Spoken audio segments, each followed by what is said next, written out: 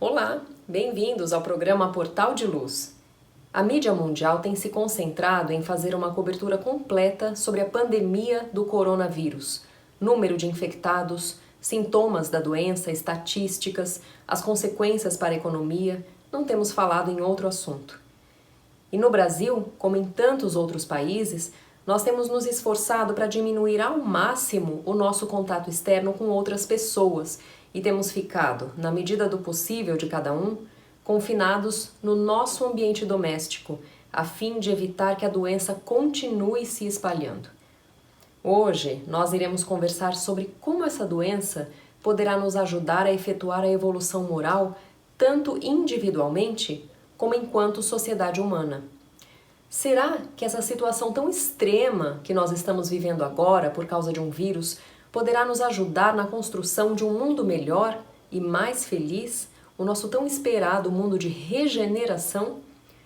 Antes, nós iremos ouvir juntos a prece na voz de Chico Xavier. Lembra-te das mercês que o Senhor te concede pelos braços do tempo e espalha gratidão e alegria onde estiveres. Repara as forças da natureza a emergirem serenas de todos os cataclismos. Corre a fonte cantando pelo crivo do charco. Sussurra a brisa melodias de confiança após a ventania destruidora. A árvore multiplica flores e frutos além da poda. Multidões de estrelas rutilam sobre as trevas da noite.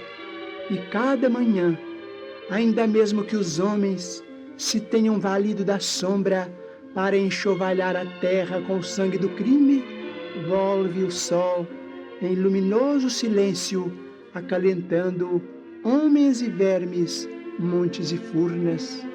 Ainda mesmo que o mal te golpeie transitoriamente o coração, recorda os bens que te compõem, a riqueza da saúde e da esperança, do trabalho e do amor, e rejubila-te buscando a frente. Tédio é deserção, pessimismo é veneno. Encara os obstáculos de ânimo firme e estampa o otimismo em tua alma, para que não fujas aos teus próprios compromissos perante a vida. Serenidade em nós é segurança nos outros. O sorriso de paz é arco-íris no céu de teu semblante. Regozijai-vos sempre, diz-nos o apóstolo Paulo, e acrescentamos: rejubilemo-nos em tudo com a vontade de Deus, porque a vontade de Deus significa bondade eterna. Em todas as mídias, redes sociais e por toda a parte, em países da Ásia, da Europa, das Américas, o assunto é um só: a pandemia do coronavírus. Mas uma coisa nos chama a atenção: nas conversas, nos depoimentos dos médicos, nas postagens de internet, fala-se sobre a importância do respeito ao próximo. Somos um só neste planeta agora. Mesmo que estejamos saudáveis e sem nenhum sintoma da doença, podemos ser vetores desse vírus que tem se espalhado com uma velocidade enorme. E então, em respeito à saúde daqueles que fazem parte dos grupos de risco, como os idosos e as pessoas com problemas pulmonares pré-existentes, nós temos que aceitar as recomendações dos órgãos oficiais, o Ministério da Saúde e a Organização Mundial da Saúde, e buscarmos a reclusão dentro dos nossos lares, junto aos nossos parentes. Ricos ou pobres, donos de empresas ou simples funcionários, todos precisaram parar os seus afazeres, os seus momentos de lazer, os seus trabalhos voluntários, os seus negócios, as suas antigas prioridades, a fim de não aumentar esse problema que assola a humanidade.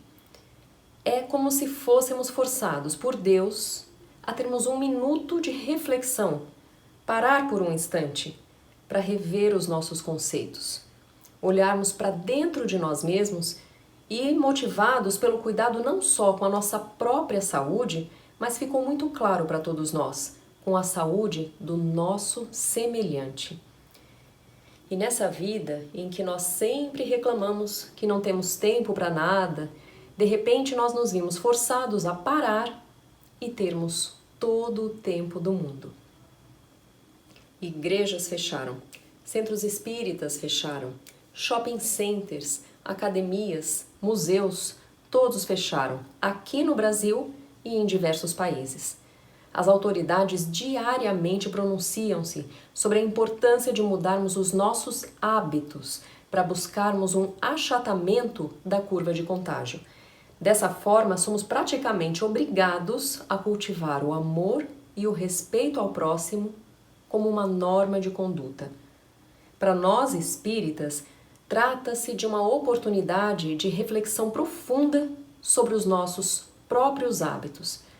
Precisamos interromper as nossas atividades diárias a fim de nos confinar em casa, a fim de não alastrar o vírus, porque esse também será um ato de amor ao próximo.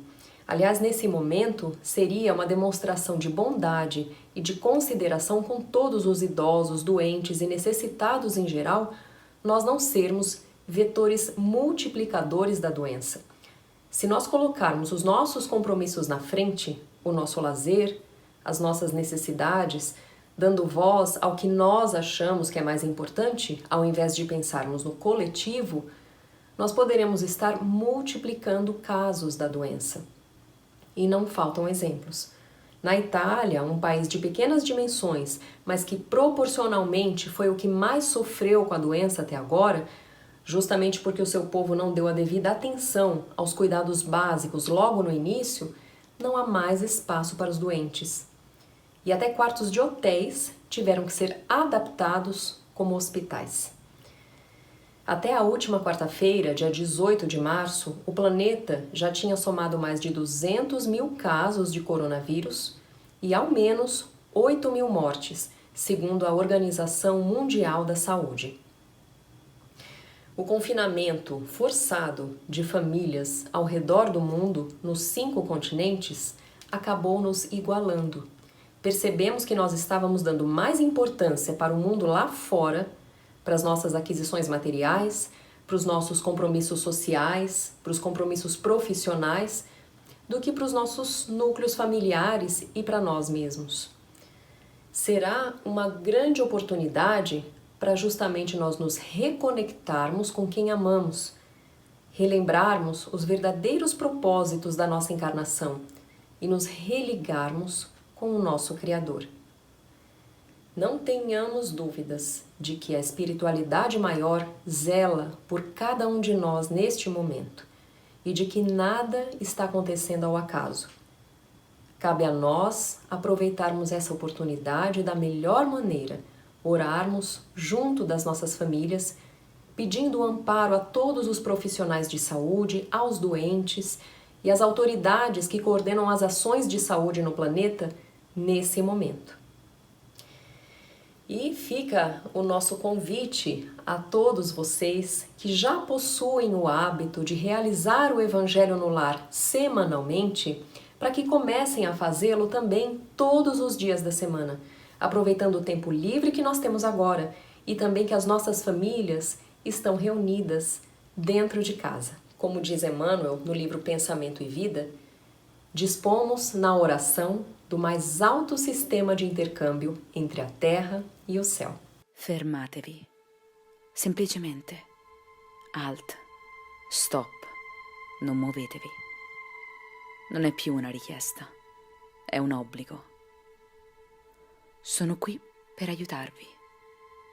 Questa montagna russa supersonica ha esaurito le rotaie. Basta aerei, treni, scuole, centri commerciali, incontri. Abbiamo rotto il frenetico vortice di illusioni e obblighi che vi hanno impedito di alzare gli occhi al cielo, guardare le stelle, ascoltare il mare, farvi cullare dai cinguettii degli uccelli, rotolarvi nei prati, cogliere una mela dall'albero, sorridere a un animale nel bosco, respirare la montagna, ascoltare il buonsenso. abbiamo dovuto romperlo. Non potete mettervi a fare Dio. Il nostro obbligo è reciproco, come è sempre stato, anche se ve lo siete dimenticati. Interromperemo questa trasmissione, l'infinita trasmissione cacofonica di divisioni e distrazioni, per portarvi questa notizia. Non stiamo bene. Nessuno di noi. Tutti noi stiamo soffrendo. L'anno scorso, le tempeste di fuoco che hanno bruciato i polmoni della terra non vi hanno fermato, né i ghiacciai che si disintegrano, né le vostre città che sprofondano, né la consapevolezza di essere i soli responsabili della sesta estinzione di massa. Non mi avete ascoltato? È difficile ascoltare essendo così impegnati, lottando per arrampicarsi sempre più in alto sull'impalcatura delle comodità che vi siete costruiti. Le fondamenta stanno cedendo. Si stanno inarcando sotto il peso dei vostri desideri fittizi. Io vi aiuterò. Porterò le tempeste di fuoco nel vostro corpo, inonderò i vostri polmoni, vi isolerò come un orso polare su un iceberg alla deriva. Mi ascoltate adesso? Non stiamo bene. Non sono un nemico, sono un mero messaggero. Sono un alleato. Sono la forza che riporterà l'equilibrio. Ora mi dovete ascoltare. Sto urlando di fermarvi. Fermatevi. Tacete. Ascoltate. Ora alzate gli occhi al cielo. Come sta? Non ci sono più aerei. Quanto vi serve che stia bene per godere dell'ossigeno che respirate? Guardate l'oceano. Come sta? Guardate i fiumi. Come stanno? Guardate la terra. Come sta? Guardate voi stessi. Come state? Non puoi essere sano in un ecosistema malato. Fermati. Molti hanno paura adesso. Non demonizzate la vostra paura. Non lasciatevi dominare. Lasciate che vi parli. Ascoltate la sua saggezza. Imparate a sorridere con gli occhi. Vi aiuterò, se mi ascoltate.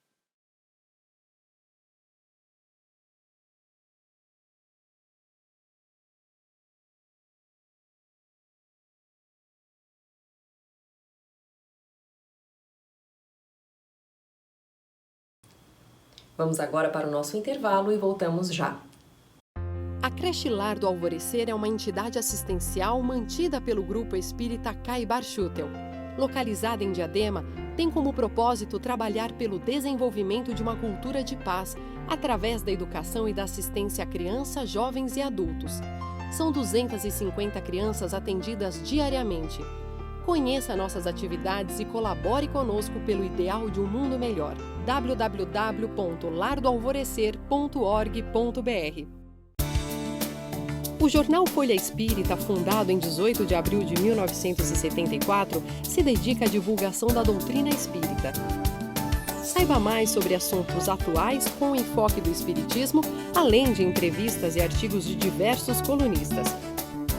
Você pode escolher na versão digital ou impressa. Acesse e faça sua assinatura. www.folhaespírita.com.br. Olá, estamos de volta. Vamos agora ouvir a nossa amiga Sandra Marinho, que irá nos questionar: para quem você abre o seu portão? Queridos amigos, queridas amigas, talvez eu pareça óbvia na pergunta que vou lançar para a nossa reflexão de hoje. Para quem vocês abrem a porta de suas casas? Certamente muitos estarão pensando, ora, para as pessoas convidadas. Outros ainda poderão responder para os familiares, amigos e outras pessoas que eu conheço. E finalmente outros falarão, ora, só deixo entrar na minha casa quem eu quero que entre. Seja qual for a resposta de vocês, de uma coisa eu tenho certeza, só entra nas suas casas quem tem a sua permissão ou de outras pessoas que também moram ali, certo? Com esta indagação, quis provocar o sentimento de certeza de que estamos no domínio de nossas casas e que ali adentram somente aqueles que deixamos adentrar. E tem mais, se por acaso somos surpreendidos com alguém dentro de casa, sem ter sido convidado e que não conhecemos, tratamos logo de avisar a polícia, não é mesmo? Agora uma segunda pergunta. Por que, em se tratando da nossa moradia interior, lá onde vivem os nossos sentimentos, nossas emoções e pensamentos mais recônditos, somos tão relapsos? Sim, somos negligentes e deixamos com frequência as portas abertas e às vezes até as janelas. Deixamos que outros pensamentos que não nos pertencem entrem nesse lugar, assenhorando-se dos nossos pensamentos originais, contaminando os nossos sentimentos e azedando a pureza do nosso ser. É isto mesmo. E isto é muito grave. Tão grave que Jesus já nos alertou há mais de 2000 anos, né? Quando recomendou orai e vigiai. Ele sabia que deveríamos ser sentinelas e também contar com guardiões da esfera superior para guardar a nossa alma. Não raro nos prejudicamos deixando de aproveitar as melhores oportunidades, porque comumente estamos atolados, cheios de atenção às visitas indesejáveis e intrometidas. Vou contar um episódio da vida real para ilustrar o que estamos dizendo. É sobre uma moça, Nádia, que tem o hábito de permanecer grande parte do tempo em si mesmada. Na verdade, quando estamos em si mesmados, pensamos que estamos somente conosco mesmos, mas isto não é verdade. Estamos em constante troca de impressões com outras mentes que se ligam às nossas por afinidade. E é aí que está o perigo. A companhia vai depender do que estamos remoendo quando estamos ensimesmados. E Nádia já possui certa dose de baixa estima e com certeza não é permanecendo horas ociosas e ensimesmada que conseguirá se ver realmente como é, com todo o seu potencial de crescimento. Dessa forma, tem dificuldade de conseguir um emprego, visto que precisa se imbuir de coragem para passar por processos seletivos. A companhia vai depender do que estamos remoendo e quando estamos ensimesmados. E Nádia, que já possui uma certa dose de baixa estima, com certeza não é permanecendo horas ociosa e ensimesmada que conseguirá se ver como realmente é, com todo o seu potencial de crescimento. Dessa forma, tem dificuldade de conseguir o emprego, visto que precisa se imbuir de coragem para passar por processos seletivos e ouvir não como respostas, muitas vezes até a conquistar o trabalho que deseja. Mas um dia ela conseguiu o emprego que buscava. Ficou muito feliz pela conquista. Começou a trabalhar e se sentia motivada, apesar da função simples de auxiliar de limpeza num prédio de escritórios.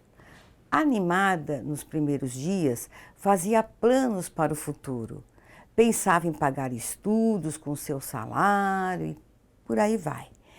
Também se sentia bem porque os colegas e a supervisora a tratavam bem. Bom, mas os dias foram passando e antes de completar a 3ª semana no emprego, Nádia já não se mostrava tão animada. Chegou mesmo a faltar no trabalho sem motivo de saúde aparente. E a quem perguntasse como foi o seu dia de atividade profissional, respondia reclamando dos colegas que estes falavam mal dela, que ela havia ouvido cochicharem sobre ela, que havia reclamação sobre a tarefa que realizou num determinado local, enfim, já não contava com o mesmo vigor do início e sua preocupação patente era com o que estavam falando ou pensando dela. Nádia se fechou completamente. No ambiente de trabalho, não falava com ninguém e fazia de tudo para não encontrar ninguém no horário do intervalo. Ela ficou remoendo assuntos e fantasmas, né, que não existiam. Ao final do primeiro mês, procurou o RH da empresa e pediu demissão. Quantas vezes, pergunto, nós não agimos como a Nádia? Quantas vezes damos ouvidos aos palpites, críticas, insinuações, nos deixando contaminar, pois escancaramos as portas e as janelas da nossa alma sem nenhum cuidado? Aprendamos a orar e vigiar. Significa pedir aos mentores e aos nossos protetores que nos inspire, nos auxilie, dando-nos o discernimento necessário para perceber os tipos de pensamentos que estamos agasalhando, alimentando, tratando como visitas ilustres, ao invés de bani-los de vez, sejam eles criados por nós ou invasores alheios. Pensemos nisso e até o próximo programa. E agora nós vamos ouvir o Momento Doutrinário com o nosso amigo Maida, que hoje irá falar sobre obstáculos. Amigas, amigos, mais uma vez sejam bem-vindos ao encontro do Momento Doutrinário. Hoje convidamos a todos para que juntos reflitamos sobre os ensinamentos contidos no livro psicografado por Chico Xavier, Rumo Certo, onde na lição número 8, o Espírito Emmanuel orienta-nos sobre os obstáculos da vida. Diz Emmanuel: na execução das tarefas que o Senhor nos concede, encontramos obstáculos de todo gênero. Aqueles que procedem das circunstâncias, ou seja, os empecilhos do tempo, a condução difícil, as exigências sociais, as atividades extras da profissão, aqueles obstáculos que nascem de casa, a festa imprevista, o parente enfermo, a visita inesperada, o impedimento doméstico, aqueles muitos obstáculos que nos chegam dos entes queridos, tais como a oposição dos pontos de vista, a incompreensão, o apelo insistente a regozijos menos felizes, a dificuldade em comum que exige apoio, os obstáculos que se originam no grupo de trabalho, o azedume dos companheiros, a ausência de concurso fraterno, a crítica destrutiva, a falta de entendimento. E aqueles outros obstáculos dos piores, os que nascem de nós mesmos. Por exemplo, o desânimo, a irritação, a rebeldia, a intemperança mental, a doença de gravidade imaginária, o cansaço suposto invencível. Toda vez que os obstáculos se nos interponham entre o dever da ação e a necessidade da cooperação no serviço do bem aos semelhantes, que redundará sempre em benefício a nós mesmos, peçamos o auxílio divino através da prece silenciosa. E atendamos a todos aqueles que nos digam respeito à tranquilidade da consciência, mas à frente de qualquer fundamento sério na vida espiritual, tenhamos suficiente coragem para romper com eles, na certeza de que, com a bênção de Deus, saberemos atravessar todas as crises e empeços da luta cotidiana, se nos dispusermos a trabalhar com fé, segurança e muita razão. Obrigado pela companhia, boas reflexões, saúde e paz e até o próximo encontro. Vamos encerrando por aqui. Mandem os seus comentários e as suas sugestões de temas para o nosso e-mail, portaldeluz@folhaespirita.com.br. Muito obrigada e uma ótima semana para todos!